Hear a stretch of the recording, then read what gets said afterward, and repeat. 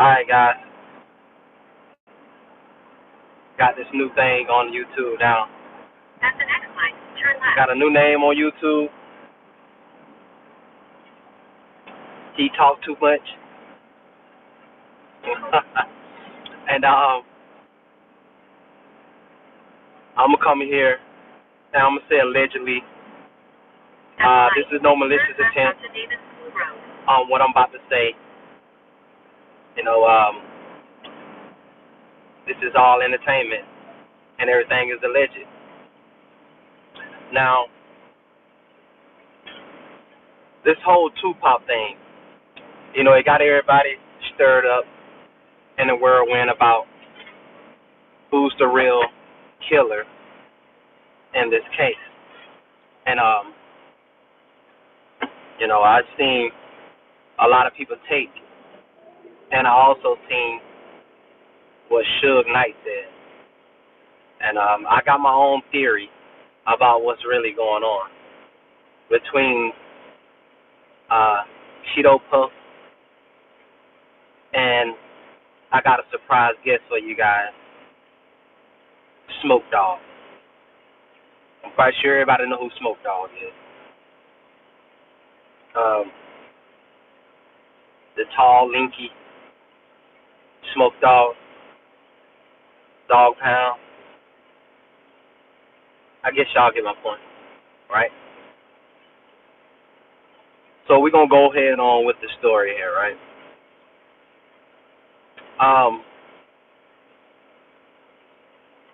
First thing, what brought me to my conclusion was what Suge Knight said. In 3/4 You know, of a mile, turn right onto with East him Grand wanted Road. Keefy D to be released, and he's saying that Orlando Anderson wasn't the shooter, and I believe him. You know, I've been having this theory for a long time now. Even when the movie Baby Boy came out, and it's a certain thing that I seen in Baby Boy that made me think about this Tupac situation. I'm gonna explain everything in great detail. I'm gonna try to anyway. But you know, piggybacking off of what Suge Knight said when he said it was only two people in the car, I believe him, because I've seen the face expression on Tupac in those photos, like he couldn't believe who's behind the gun, holding the gun, pointing at him, right? So it's the face expression that gave it all. And if it was somebody that he really didn't know, to me, I think the reaction would have been different, you know?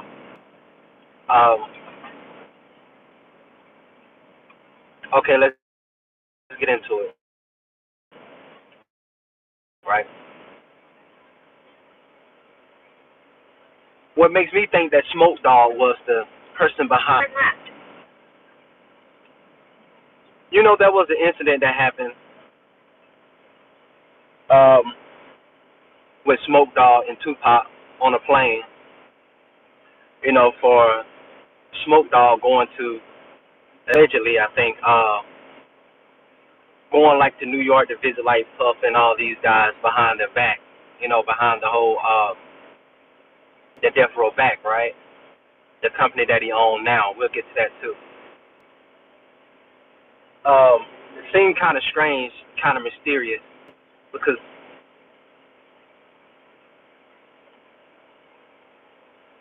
it's like, you know, why would you do that? You know what I mean? I don't know how his finances was back in that day. I'm quite sure they probably wasn't all that well, because he also had a charge pending on him. So I'm guessing his finances wasn't all too great back then. You got to understand that he was playing second fiddle to Tupac in that organization on death row. He was used to being out in front. You know, it was like how Tupac was with death row. It was like Tupac and death row. All right, guys. Sorry about my connection, but I'm gonna continue on. It was like it was hard for him to play second Stay to fiddle, the left 2 lanes. and he was on the West Coast in his home state. So you would know it would be some kind of tension there, some type of jealousy or whatever. Whatnot.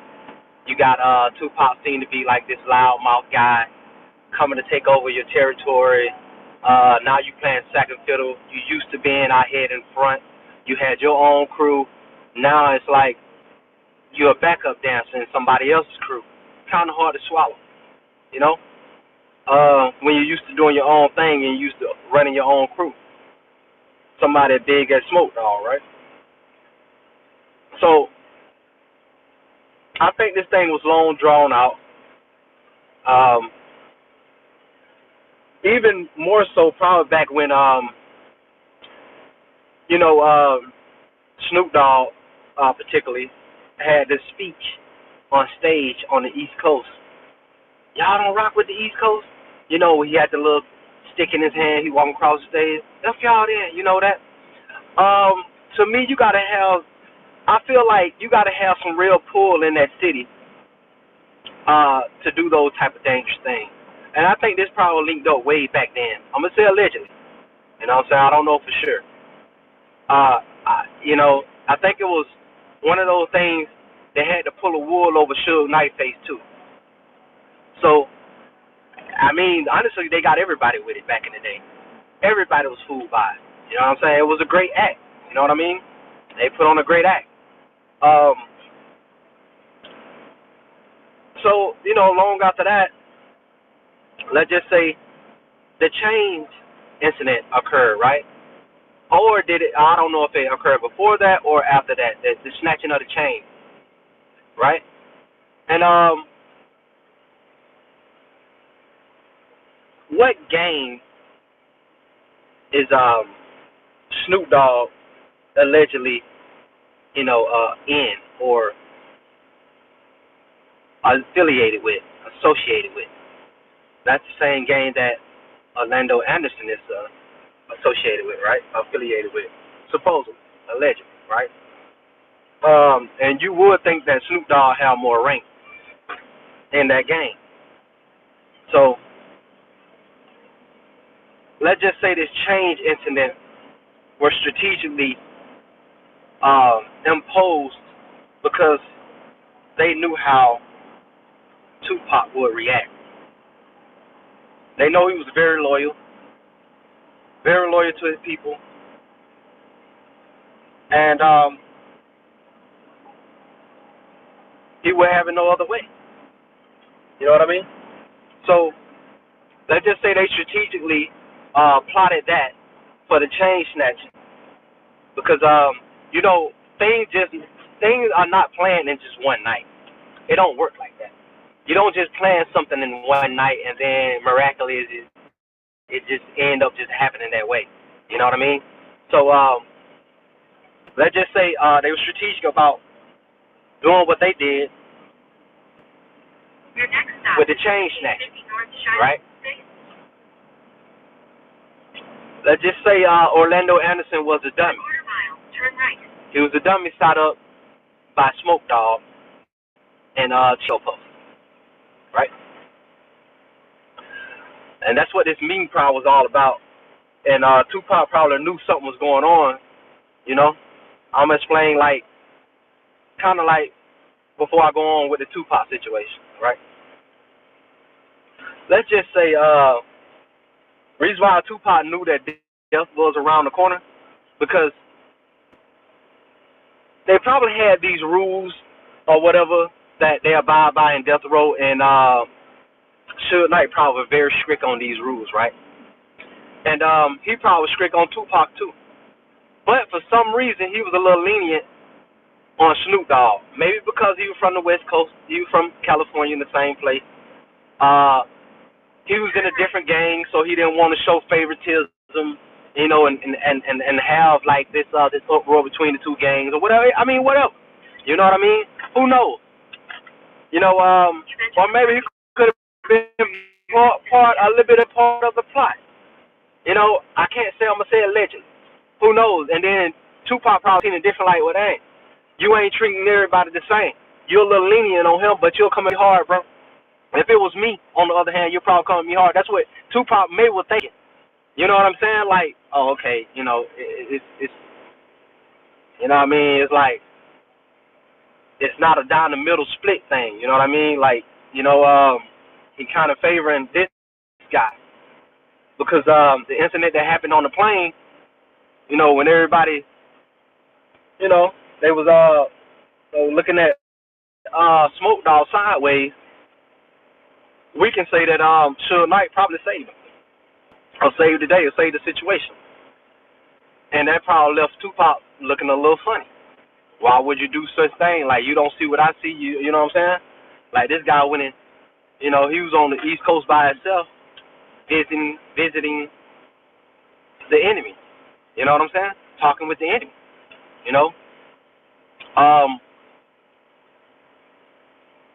So let's just say go back to this situation with the chain situation. Okay, so they made Orlando Anderson the fall guy, right? So back in the '90s, back in those days, who wouldn't probably take? I'm gonna say allegedly, if somebody offer you $5,000 to be the fall guy, to take a ace whipping, you know what I'm saying, to get jumped in the lobby and watch a Mike Tyson game for free. Like, you get $5,000 to get jumped on by some guys and watch a Mike Tyson game for free. That was King Ransom in the '90s. You know what I'm saying? Like, that's easy work. You know, and that kind of led me. You know how everybody used to think, like, why wasn't this Anderson guy, bruised up or something broken or whatnot? And I'm gonna say allegedly, I think something probably was. You got beat up by, what I'm saying. These wasn't no puny, pipsqueak guys. You know what I'm saying? Nothing like that. My thought would be that something really probably would have been broken on Anderson. Now, we heard different stories and whatnot, but I believe this guy probably was nowhere to be found after they jumped.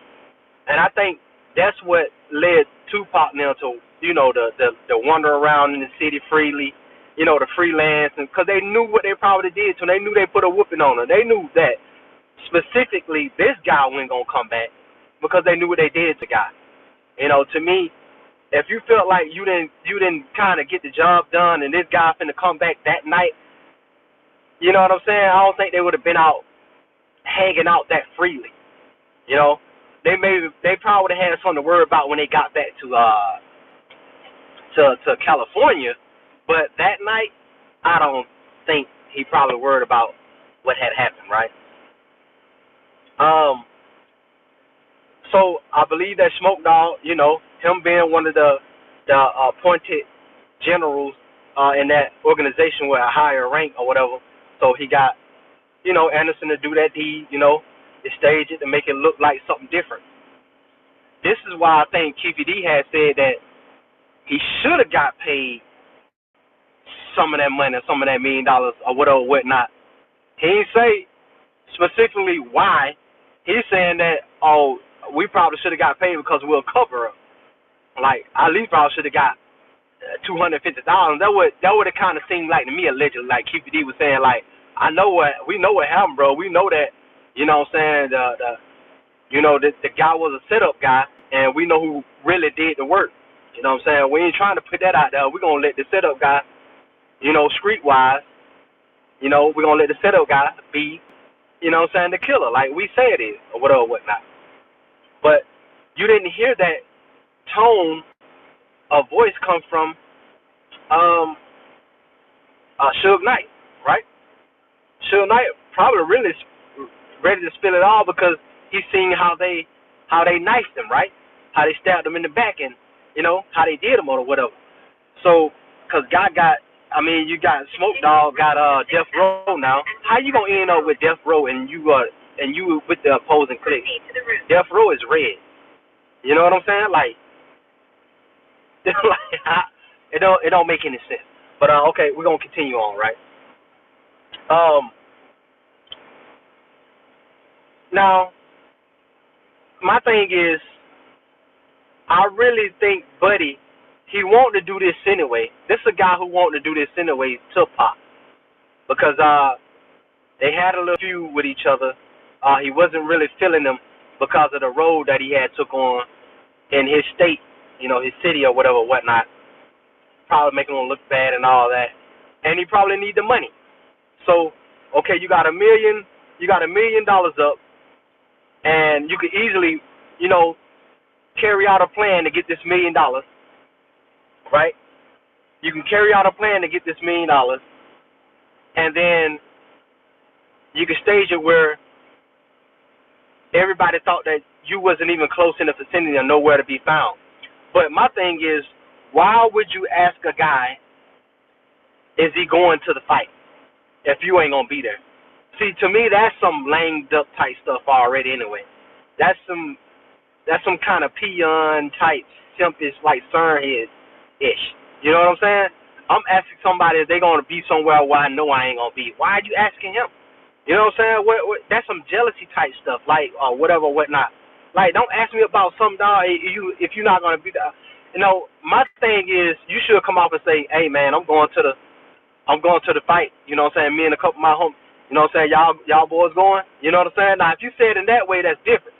But just ask somebody, you gonna go somewhere where you ain't planning on being, or you trying to, act like you ain't gonna be, or whatever, whatnot.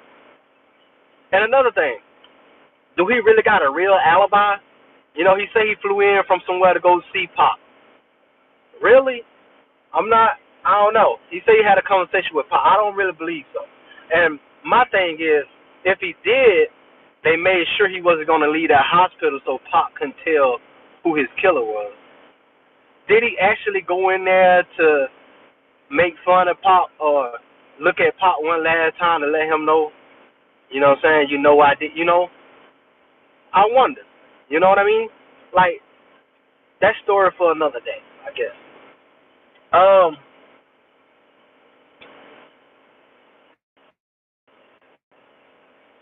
Another thing. Now, I don't know if Suge Knight was totally in on the plan, but this is what I think about the Suge Knight thing when I say they turned on him. I think Cheeto Puff strategically made a chess move, you know what I'm saying, that was just a little bit better than Suge Knight when it came down to it at the last minute, right? So, Pop been knowing, Pop and Cheeto Puff been knowing each other for a minute, right? So they kind of know each other moves, know each other personality and all this other stuff. So let's just say instantly, right? Cheeto Puff gave the scoop to, let's just say, what's the guy? I keep forgetting his name. Big Boy. I keep forgetting his name, man. Suge Knight. Let's just say Cheeto Puff gave the drop to Suge Knight, right? Just saying some stuff like, hey, man, Pop finna get ready to make his own label. He finna do this and do this, man. He planning on leaving. So he planted that seed in his head, right? Boom. So after he planted that seed in his head, he probably planted the seed like, hey, man, I got a business proposal, man. This money can come like this, and they can set you up for this type of situation. Just think about it. You know what I'm saying? Because once you lose them, you lose the money. But if you lose them, you can still have the money. Such, this, right, this, whatever, you know what I'm saying? However, Cheeto Puff, presented the plan or presentation to him or whatever, whatnot, right? So he probably sat on it, think about it allegedly, right? Probably allegedly just thought about it, whatever, whatnot. And then it came down to it. He was like, okay, all right, it's about to be a Tyson game, right? So I'm finna show you what I'm saying is true about this guy. I'm finna show you how he moves and what he'll do and how he'll such and all this. This is what we're gonna do. They already had the Orlando Anderson thing planned. So Smoke Dogg and Cheeto Puff Ben already had this plan. So they had no swing to him already from the back, right? So they put the dummy in place. He knew how Tupac would react to the situation just the same way how they knew King Von would react to his situation, right? So they knew Tupac would react to the situation the way that he would. That's what Cheeto Puff checkmated. Big dude, keep forgetting his name. Suge Knight, because he told Suge Knight this would happen. It would happen just like this right here. If it happened like this right here, the other part that I told you was also true. So it probably got in Suge Knight head like, dang, he was right. You know what I'm saying? Dude reacted the same way he said it was gonna happen. We stumped the old boy out, whatever, did how we did. And I don't know, man, he might be showing little signs or he might be trying to leave. Pac is a smart guy. Kinda got a little threatened. Cause you know Pac was smart or whatever. Everybody know Pac was brilliant. He was on top of the world. Could have made any move he wanted to. For real. Then, he, probably just thought about it or whatever. And like, you know what? This guy might be right. If I'm gonna lose Pac as an artist and don't gain any funds from it, I might as well do it this way. But then again, when it came down to it, he just ended up following through with the plan. He probably didn't want to, but he probably had on seen so much evidence to that point where Cheeto Puff had on presented to him, because Cheeto Puff knew him so well. He just thought that, he probably was finna trade up on me. I don't know, whatever. Nah, let me get this bread this way then, if he gonna leave anyway. And I think he's having like buyer's remorse. You know what I mean? So I think he ended up putting himself in a situation. That's why he, locked up now, because he want to do right by Pac. He probably want to tell the truth, get out the right story, whatever, whatnot. Especially seeing Smoke Dogg, take over his organization. That probably really put the nail in the coffin. He probably really felt some way after that too, after helping him save him from what Pac now wanted to do to him. All that type of stuff. Just looking at it differently.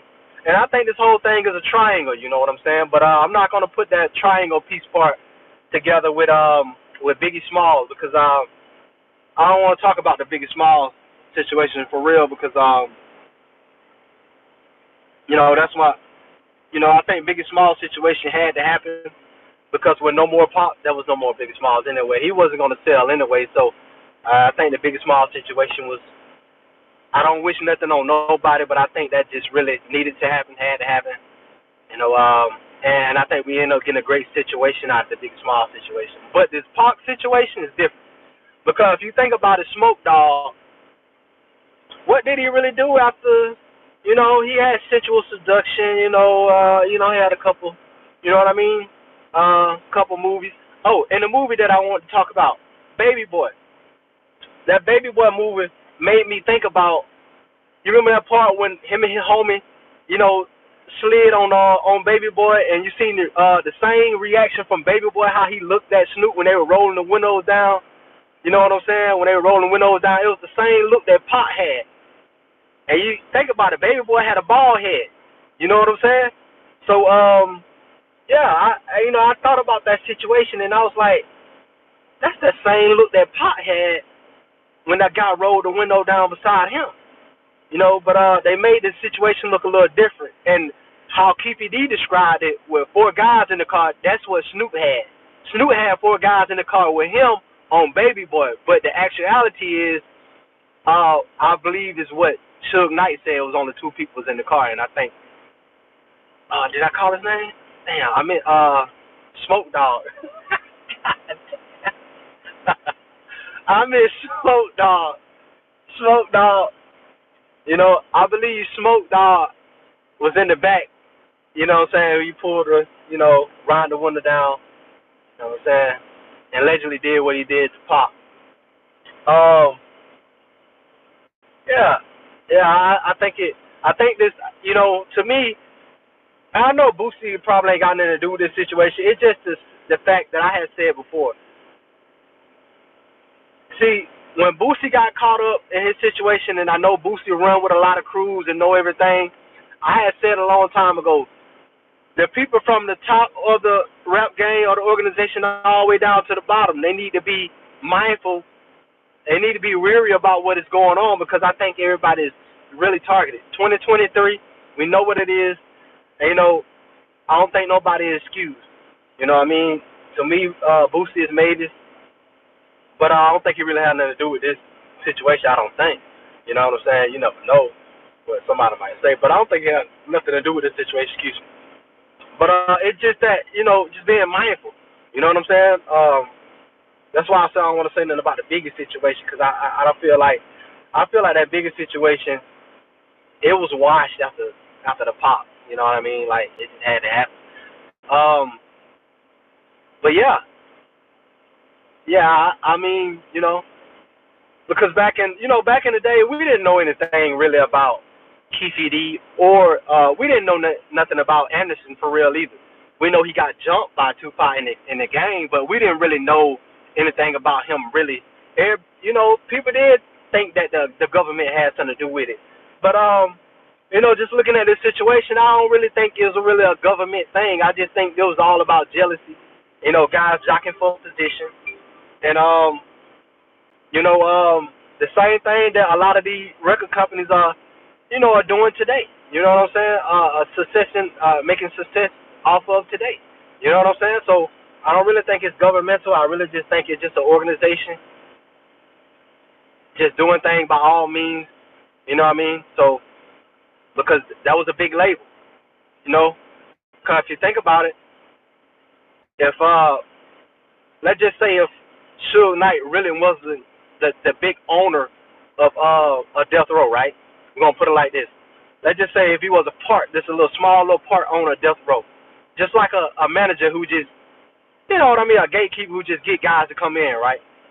But it was somebody else like above, like guys with Empire, right? We're just gonna put that for example. Let's just say it was a lot of money made from the Tupac thing by Death Row. That ain't got nothing to do with government. You know what I'm saying? So Death Row probably had a big paycheck. You know what I'm saying? And the reason why Snoop Dogg ahead of Death Row right now today because of the deed that he did back then. Damn, Smoke Dogg, my bad. The reason why Smoke Dogg is ahead of Death Row today because of the deed that he did with Tupac back in the day, and that's how they ended up getting rid of Suge. Because Suge didn't want the job really done, but he had to go along with it. You know what I'm saying? Now, that's just my thought. This is allegedly. You know what I'm saying? So, I believe that's how Smoke Dogg ended up getting position. They made a lot of money off of Pop back in the day, and the guy who did the deed, who did the job, get rewarded by becoming, one of the highest stake owners in the business today. Hey, you know what I mean? Like, this has always been my theory for a long time, but since it came back around, I was like, you know what? I'm gonna get mine off. You know what I mean? So, all right, guys. When y'all come across this video, y'all subscribe to He Talk Too Much, and I'm gonna see y'all later with a little bit more of with the guy trial coming up. Shoot, Melly. I got some stuff on Melly trial coming up, and I also got some stuff that I haven't released about King Von, that situation. But you guys, that's my take on this situation. You guys like, subscribe, and share the video. Peace.